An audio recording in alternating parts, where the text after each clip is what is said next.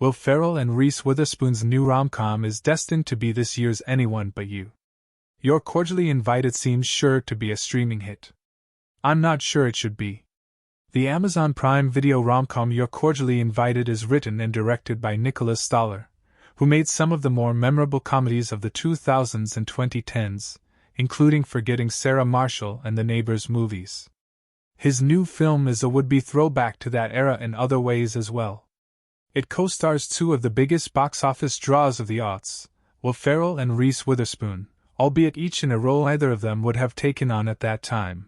Ferrell because his shambling Everyolf persona lent itself better to broad buddy comedies than to warm-hearted romances, and Witherspoon because, 20 years ago, she would have been cast as the high-maintenance bride herself, rather than that character's micromanaging older sister. The idea of bringing together these two titans of Hollywood likability, veterans, in Ferrell's case literally, of the old-school studio comedy, had promise. Emphasis on the had.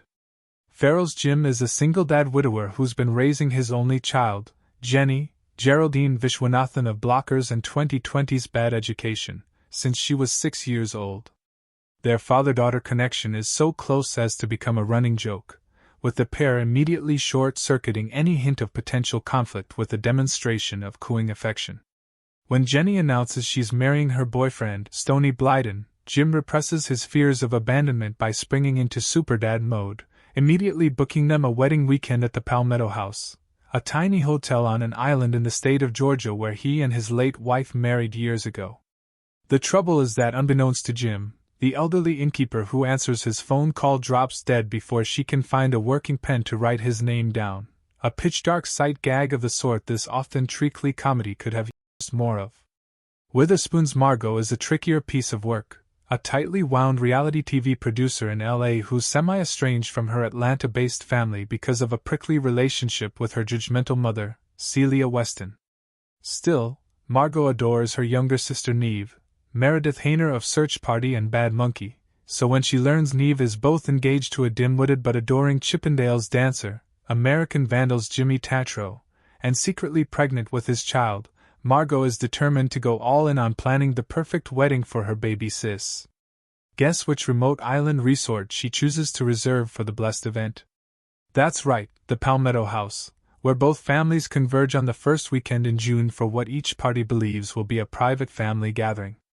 After some negotiation with the inn's anxious manager, an underutilized Jack McBrayer, the two clans agreed to share the limited space by staggering their planned events so as not to overlap.